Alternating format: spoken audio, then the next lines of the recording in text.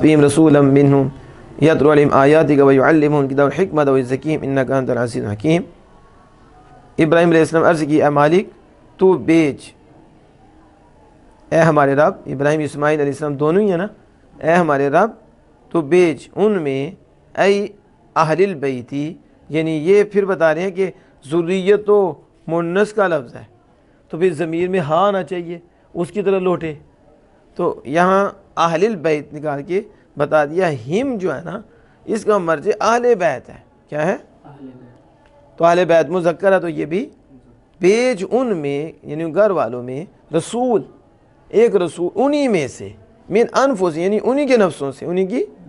وقد اجاب اللہ دعاء بمحمد صلی اللہ علیہ وسلم، تو تحقیق اللہ پاک نے ابراہیم علیہ السلام کی دعا محمد صلی اللہ علیہ وسلم کے ذریعے قبول فرما لی۔ اس کی قبول فرما لی، یعنی ابراہیم علیہ السلام کی اللہ پاک نے دعا جو آپ صلی اللہ علیہ وسلم کے متعلق مانگی، اللہ پاک نے قبول فرما لی۔ یتلو علیہم، وہ ان پر آیاتی کا یعنی القرآن، تیرے قرآن کو پڑھیں، کیا پڑھیں؟ تلاوت کریں، وَيُعَلِّمُ الْكِتَابَ، انہیں کتاب سکھائیں، یعنی القرآن قرآن سکھائیں، والحکمت اور حکمت، ما فی من الاحکام، حکمت سے مراد کیا ہے؟ شاعر کہتے ہیں جو اس میں حکام ہے، جو اس میں حکام ہے وہ سکھائیں، وَيَزَّكِّيهِمْ، اور انہیں پاک کریں۔ شاعر کہتے ہیں یطہر من الشرک، کیا مطلب؟ وہ شرک سے انہیں پاک کریں، شرک سے۔ انک انت العزیز الحکیم، بے شک تو انک انت العزیز الحکیم، بے شک تو غالب ہے، العزیز الغالب، تو غالب ہے، الحکیم فی صنعہ، اپنی کاریگری میں تو حکیم ہے، تانا ہے۔ اب یہاں دیکھیں حاشیہ نمبر 21، قولو ای اہل البیت، افادہ بھی اس کے ساتھ شاعر نے فائدہ دیا کہ ان ضمیر عائد الی الذریہ، بے شک ضمیر ذریہ کی طرح لوٹ رہی ہے، بمعنی امت، بمعنی امت، کس کی؟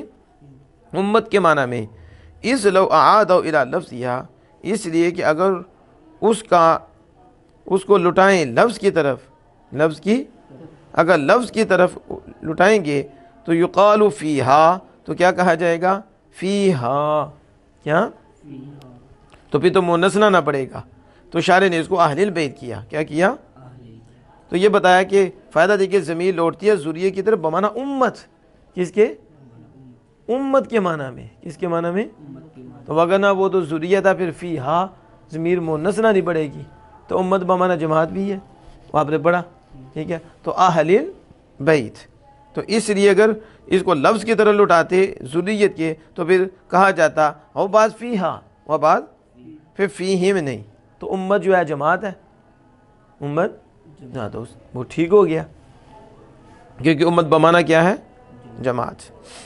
اب آگے جو فرمایا کہ رسول بیت، کہتے ہیں محمد صلی اللہ علیہ وسلم، اللہ شاعر کہتے ہیں اذ لم، کیونکہ من ذریتی ما، ان کی ذریے میں سے نہیں کوئی مبعوث ہوا غیر نبینا، سوائے ہمارے نبی صلی اللہ علیہ وسلم کے، ہمارے کیونکہ ان دونوں کی ذریت میں سے ان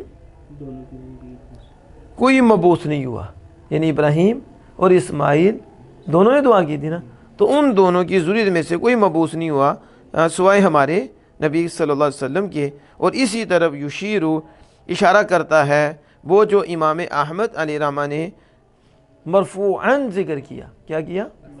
مرفوعاً روایت کیا، وہ اسی طرف اشارہ کرتا ہے، وہ کیا؟ انا دعوت ابی ابراہیم، کہ نبی اکرم صلی اللہ علیہ وسلم میں اپنے باپ ابراہیم علیہ السلام کی دعا ہوں، میں اپنے، کہ ان کی دعا سے اللہ پاک نے مجھے بھیجا، تو میں بشارت عیسیٰ ہوں اور دعائے ابراہیم ہوں، اپنے باپ ابراہیم علیہ السلام کی دعا ہوں، ان کی دعا کی وجہ سے میں آیا اور بشارت دی عیسیٰ علیہ السلام، وشرم برسول یاتی من بعد اسمہ احمد، میرے بعد وہ آنے والے ہیں جو رسول ہوں گے، ان کا نام احمد ہوگا ان کا، تو حضور صلی اللہ علیہ وسلم بشارت عیسیٰ ہوں اور دعائے ابراہیم ہوں۔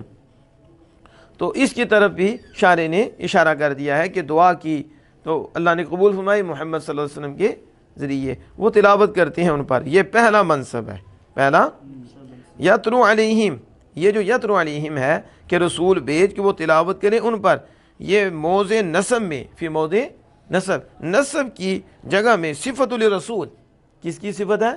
رسولن کی یہ صفت ہے، وہ منصوب ہے، تو یہ بھی منصوب یہ جملہ مبنی ہے، تو کہتے ہیں محل نصب میں یہ رسول کی صفت واقع ہو جائے۔ پہلی شان یہ ہے، پہلی وہ تلاوت کرتے ہیں، کیا کہتے ہیں جائز ہے کہ یقول حال من الضمیر فی منہم، یہ منہم میں جو ضمیر ہے اس سے حال ہو، کس سے؟ یعنی رسولا منہم، ان سے، اس حال میں کہ وہ تلاوت کریں، تو یہ ہم ضمیر سے حال ہو ملن منصوب، حال واقع ہو، سمجھ آ رہی ہے اس کی؟ حال واقع ہو۔ پھر آگے والعامل فی الاستقرار، تو عامل اس میں کیا ہوگا؟ عامل اس میں استقرار ہوگا، عامل اس میں، کیونکہ پھر یہ جار مجرور متعلق ظرف مستقر ہے، تو متعلق ہو جائے گا تو وہ اس کا عامل بن جائے گا، حال کا عامل ہوگا۔ اس کی سمجھ آ گئی؟ تو پہلی شان کیا ہے؟ وہ تلاوت کریں۔ آج ہم تلاوت سے دور ہو رہے ہیں اور تلاوت قرآن پڑھانے سے، تو اللہ پاک کہ ابراہیم علیہ السلام نے دعا کی رسول جو ان کی پہلی شان یہ ہوگی کہ وہ تلاوت کریں گے، ان پر کیا کریں گے؟ اور دوسرا منصب کیا ہے؟ وہ انہیں تعلیم دیں گے، کیا کریں گے؟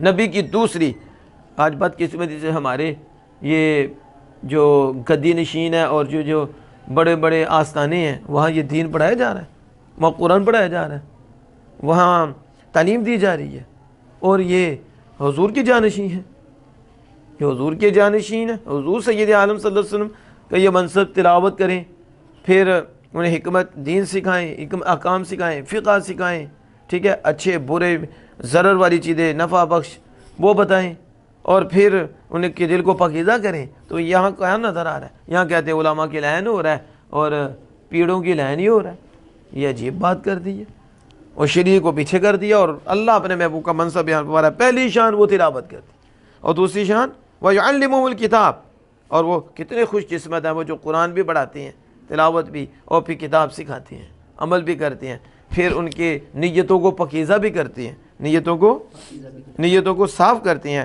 تو فرمایا کہ من الاحکام، شاعر نے کہا کہ حکمت کیا ہے؟ احکام۔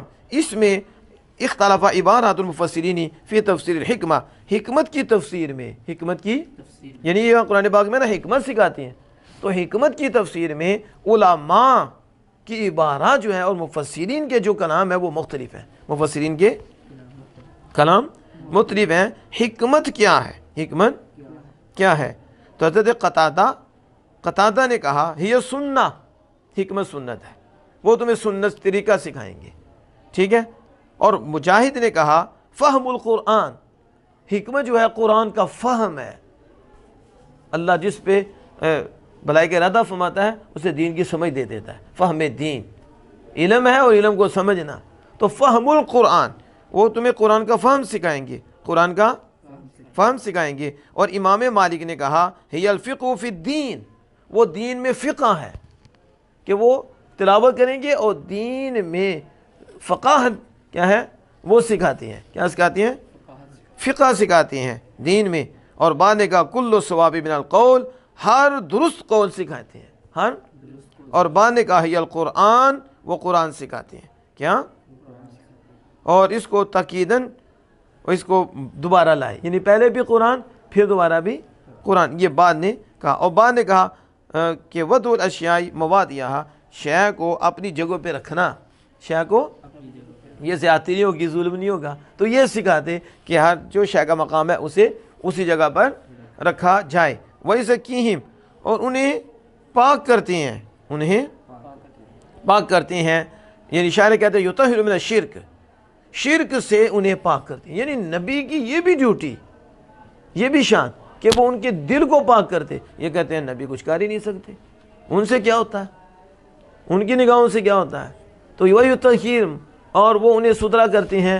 تزکیہ کس کا ہوتا ہے؟ دل کا، ان کی نیات کو پاکیزہ کرتے ہیں، ان سے اخلاص نصیب ہوتا ہے، اور اخلاص کی دولت ہوتی ہے کہ ہم نے جو بھی کرنا ہے اللہ عز و جل کے لیے کرنا ہے، سوچ پاکیزہ، دنیا داری کی سوچ نہیں، ریاکاری، دکھلاوا، یہ نہیں، جو بھی کرنا ہے اللہ کے لیے کرنا ہے۔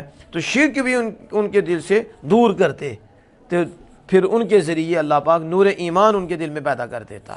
انکا انت العزیز الحکیم، بے شک تو ہی غالب حکمت والا ہے۔ اللہ پاک عمل کی توفیق عطا فرمائے۔